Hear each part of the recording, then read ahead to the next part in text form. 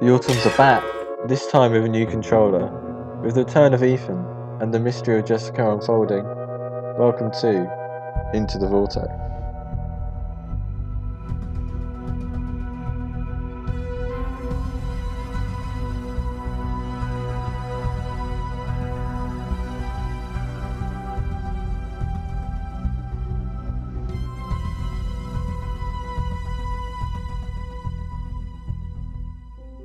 Kicking things off, we get to hear Jessica Williams for the first time.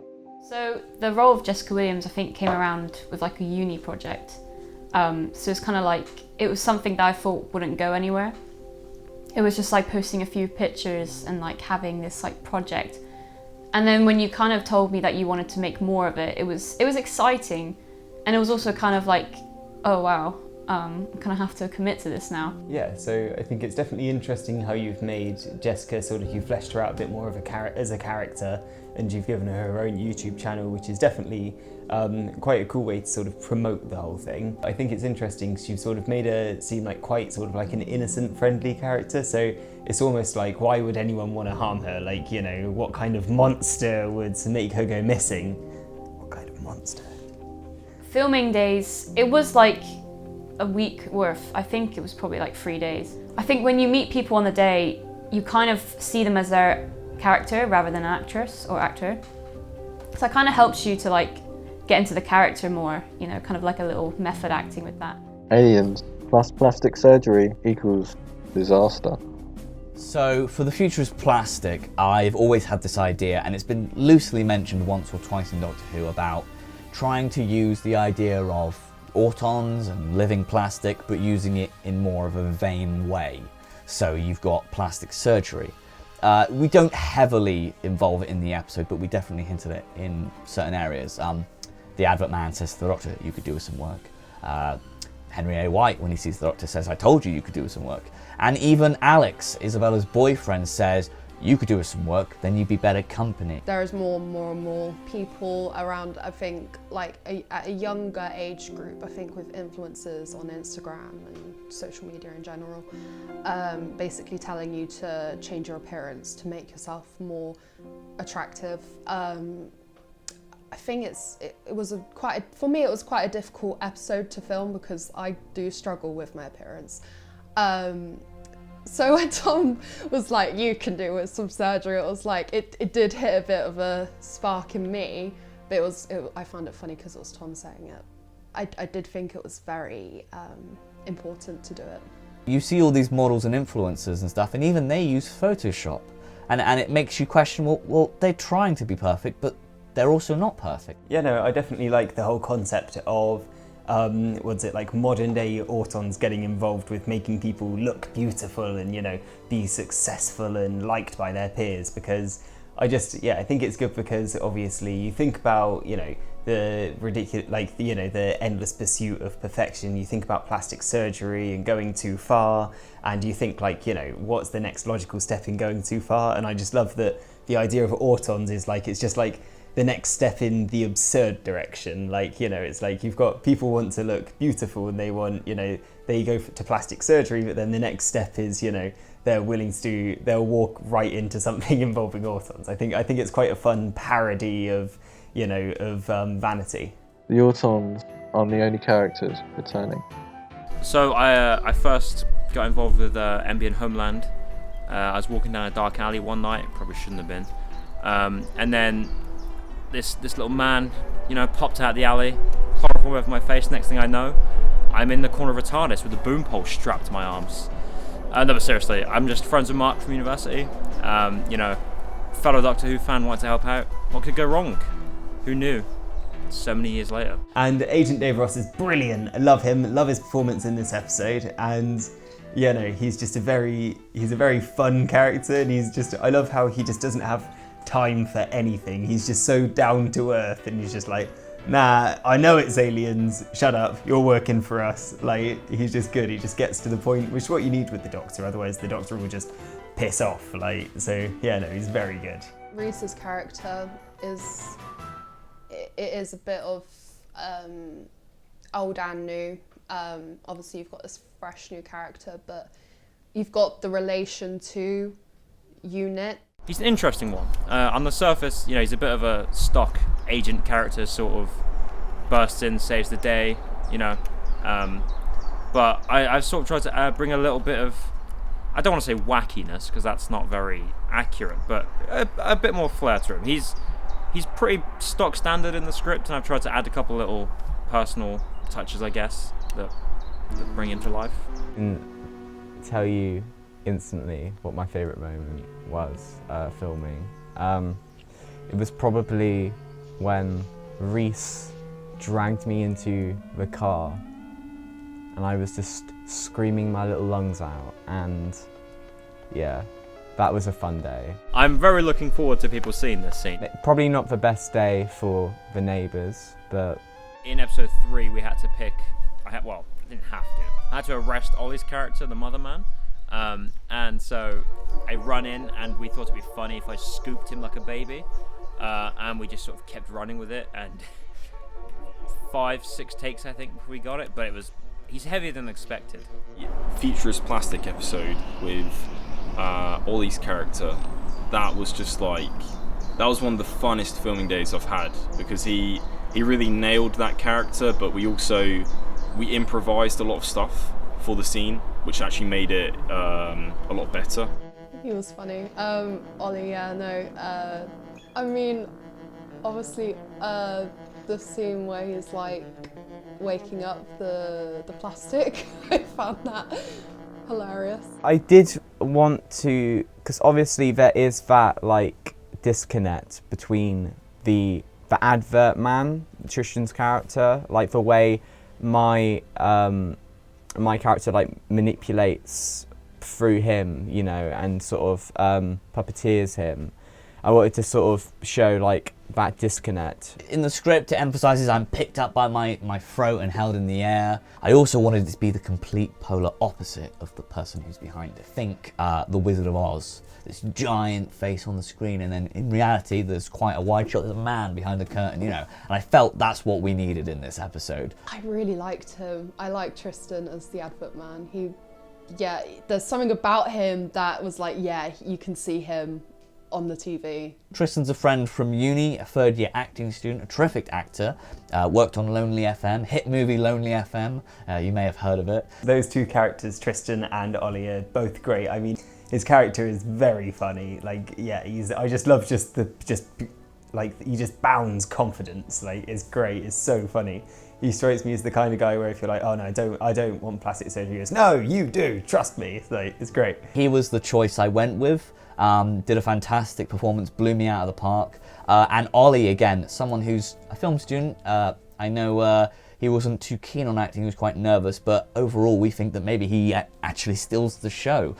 He does a fantastic performance as Henry A. White, or the Mother Man, or the Mind Master, or the Mastermind, or whatever you want to call it. Ollie's character is just brilliant, just pure madness. I love it. He's just the most perfect, crazy, character. I couldn't imagine anyone who could pull off the Mind Master character better. Who is, he's a bit of a dweeb, he's a bit of a loser, and that's something, I wanted to sort of carry over, but I didn't want him to be sort of played for laughs, if that makes sense. I wanted to sort of give him sympathy, and, that is, something, I wanted to sort of carry across that human element across in my episode. Well, it's really a baptism by fire, I guess, for MBN Homeland. I mean, my first day was 6 a.m. I had to get up, university campus, so I didn't have to go far, but suited up in the middle of university. It's a bit daunting, I had to pretending to track these Autons and a load of other just utter gobbledygook. And then on the same day, I had to film in a car with Graham over there, who's just off camera. Just doing circles of Bath, which is fine. It's not that hard until you realise I'm a person who gets motion sickness easily. So, 50-50. But I did really enjoy it. I did really enjoy the first day of filming with MBN Homeland. With living plastic taking the form of anything, Dylan is certainly in for a treat. Dylan's relations with the plastic character, I think it's it's quite interesting because, yeah, it says a lot about Dylan's character really, and why he fell head over heels in love with Elaine at first, which almost makes it interesting that his character doesn't seem to be like obsessed with Emma Williams, which definitely brings up some questions. But wait. What's Emma Oh, Williams? Not Emma Williams. Jessica Williams. I said Emma Williams. You see Dylan, and he's a bit lonely, and we know he's a virgin, and he's sad, and he's got a blow-up doll. And this scene is meant to, it makes people laugh, and it's funny because, it's what if there was a blow-up doll and it's an Auton that comes to life? That's never been done before. We're not restricted like the BBC that we can't do that, so we can, so we will. The scene between Isabella and Dylan, I mean, personally, I think it doesn't go well with the characters. Because I think Isabella sees Dylan as a really close friend, and I think Dylan probably feels the same way about Isabella, and obviously he likes Elaine. So Dylan is probably at his lowest in this episode. We see him with the blow-up doll, like I said, which is quite sad and lonely. He's either got mixed feelings about finding Elaine, or whether he feels sympathetic towards Isabella because she's dating such a douche of a boyfriend. And even at the very end, he tries to comfort her, and the first word out of her mouth is, "Where is Alex?" With Ethan back and gone so soon, how will this make the Doctor feel? Working with Brandon again, his character, was very interesting. Because obviously with Ethan having such like a tragic sort of ending, to his time on the TARDIS, it's always quite interesting getting to see a Doctor interact with an old companion. I liked the fact that we see Brandon. I think a lot of the viewers are going to enjoy that, seeing this character that they all have loved. With Ethan returning, his last appearance, which is is quite a shame. We really wanted to bring him back because he was a character that was such a fan favourite. The last we saw him, the Doctor gave him the Heart of Darkness, in the kind of memory of Abigail, the memory of Tegan's character. And he comes along and he saves the day. There's this guy who keeps trying to call the TARDIS. There's this guy who's watching the news, but we don't see his face. And then suddenly, bam, at the end, pan up, Ethan. Last time he saw the companion, it wasn't obviously the best situation. I think it's always quite interesting because you get to sort of connect your Doctor to previous Doctors. When I acted with Brandon, I was trying to sort of remember Sam's episodes and how he interacted with Brandon. I was trying to sort of interact with him in a slightly more-ish way. Another opportunity for a companion to save the day. It's just a shame it's a past companion, not a current one. From what we see, he heads off with Dave Ross, so who knows what future adventures they may have. Oh no, wait, he's dead. One of the last lines of the episode is, you don't like endings. And this being the last series, how do you feel about that? No comment, don't want to talk about it, and let's go on, next question. So this is the part of the video where we break down our audio equipment. Now, going from series 5 to 6, we had a huge improvement when it comes to sound. Originally, we would have regular camera like this, and we'd use microphones that would plug straight into the top, and we felt like things were perfect, we felt like things were great. However, we slowly learned as time went on, plugging a microphone straight into the camera does have its disadvantages, such as you can't actually hear the sound you're recording. So you can spend a whole day recording and you get home and realize maybe there was a loose connection or maybe it was too windy. So we have new microphones and they do a wide range of different things. I was quite fortunate, along with many other uni friends that help out at NBN Homeland. We were taught by an amazing guy called Ed Tristan, who was a Foley artist on Doctor Who. So, what better to improve our Doctor Who equipment than a guy who's actually worked on the show? First things we're going to start off with. People often think a shotgun is the perfect microphone, but they would be dead wrong. Now, a shotgun only points in that direction. So if I'm filming two people talking and I'm just recording you, it's only going to pick up what you say. You should never use a shotgun indoors with a dead cat or a blimp on it. Now this is a dead cat on the top. It's this lovely fluffy thing. It's got a bit of a morbid name, being called a dead cat. This thing, which is called a blimp, rightly so, because it looks like a blimp. This is a great way to reduce noise, especially when outside, and a dead cat is perfect at reducing wind. You pop the back off, you get this lovely shotgun mic, which very rarely do we ever see the light of day. In fact, it's not even been turned off since we filmed last, which, oh dear. Lovely balance, sturdy, means it's not going to shake about when it's inside. It's designed, the blimp is designed to reduce noise, so this is designed to reduce any noise as well. I'm just going to point at you, it's going to record you, just going to point at you, it's going to record you. You can go back and forth. We always use a shotgun mic when outdoors, and I'll go on to the next mic now and explain why a shotgun's perfect for outdoors but not for indoors. This is a Rode mic, it's an NT1. For interior, I really like the NT1A. It's got a really low noise floor, which means that it doesn't really, you don't get a lot of crackle and hum on it. Fun little fact for all you folks at home. Yeah, it's the same type of microphone they used in the Tennant Smith era to record dialogue and Foley. Got this little gold disc here telling you that you're going to be recording from that direction. You're in the TARDIS, you're in the film set, and you're dangling the mic down. There's an actor over here talking, there's an actor over there, and you're going to be pointing it that way or that way.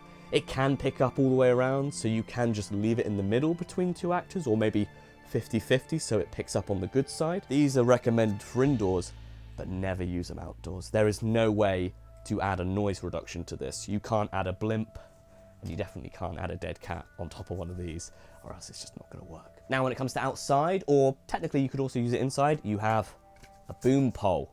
Fantastic way, you can extend them. I need to record something all the way over there, or over by where you are. I was probably suddenly very in your face. Fantastic way of also not having the sound operator in shot. Now, you're probably thinking, oh, but Mark, I want to do a really, really wide shot, and I want to pick up dialogue from really far away. Well, how do I record audio for that?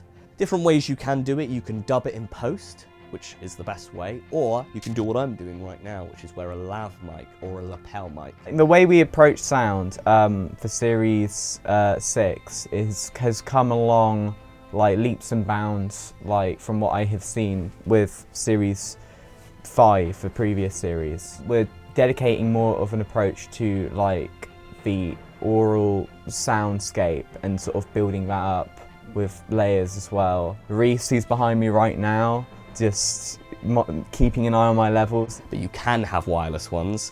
I am being recorded currently by good friend Dom. So you want to do a really, really wide shot, buy one of these, make sure it is wireless. Now, this is a microphone that I often use when I'm online. It's an AKG C414. We've used it for filming in the past, but it's not that reliable. And that's the perfect thing about microphones. Buy them, try them, test them. Just find ways. This microphone works in this room, perfect. And the most important thing, any of this audio recording requires an interface. You've got two microphones that are already built in. This is a Tascam DR, is it DR40? It's DR40. They do come in different sizes. This is a DR40X. It is always important to have a sound mixer or a sound recorder on set at any given time. We do not film unless we have someone recording sound. Sound is important, it's vital, and it's often ignored, even in the industry to today. If you want to go down sound mixing, sound editing route, if you're on set and you're recording sound and maybe it wasn't perfect, it's always important to let the director, let the producer know, can we go for another take? Or you can even do a version of a recording where the camera's not filming, but we're recording sound. So it's a great opportunity to have a backup if you need it. You're only on location once. So you don't want to have to spend a lot of time in the editing suite trying to make it sound like you're there. It's better to record it when you're actually there.